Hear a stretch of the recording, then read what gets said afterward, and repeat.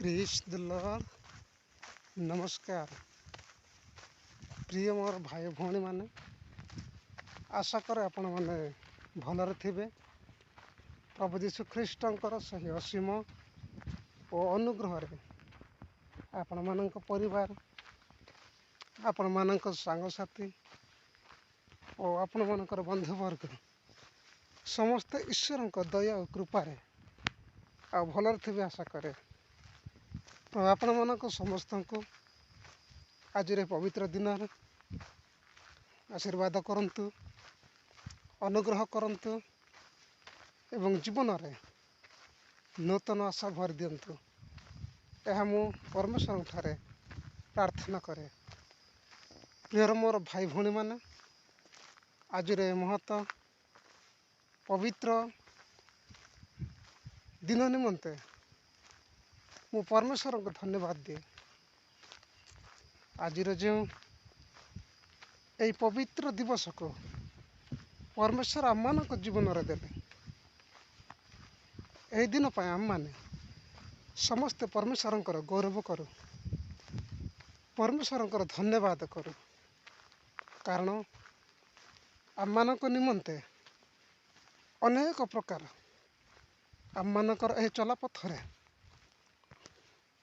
दुख ताड़ना समस्या रोग मृत्यु संकट आम मानकर यही जीवन को बा चलापथ को चखी बसी तथापि प्रिय मोर भाई भौणी माने, प्रभु आम मान को से समस्त ठार उद्धार करिसंती।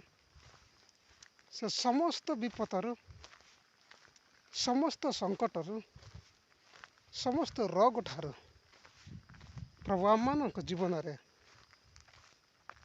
आरोग्य प्रदान करिसंती। से निमंते माने परमेश्वर गौरव कर।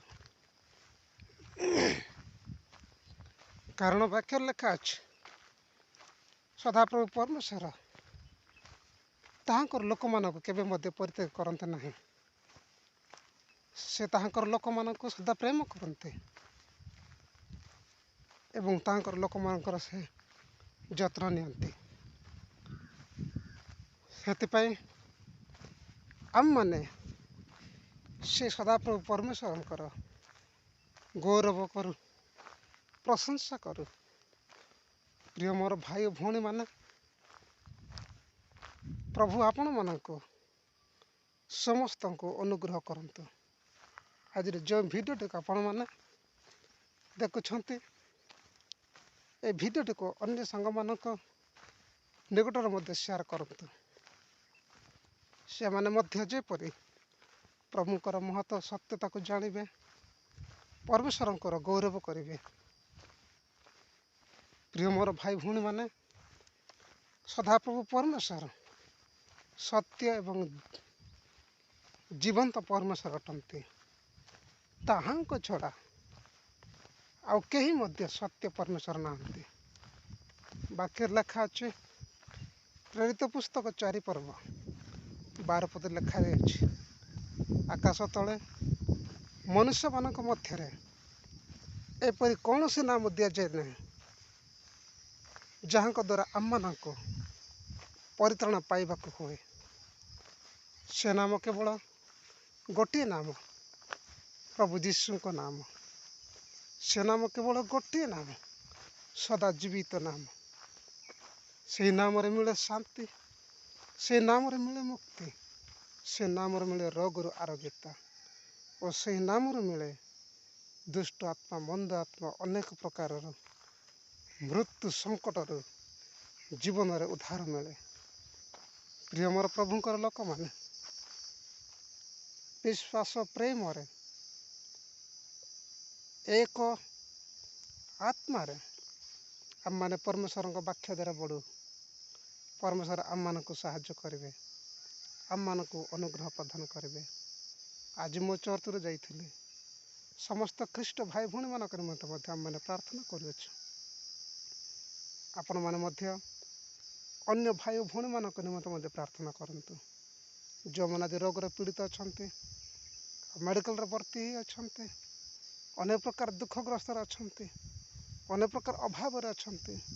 ସେଇ ଭାଇ ଓ ଭଉଣୀମାନଙ୍କୁ ମୁଁ ବିଶେଷ ଏ ବାକ୍ୟ ମାଧ୍ୟମରେ ପଦେ କହିବାକୁ ଚାହେଁ।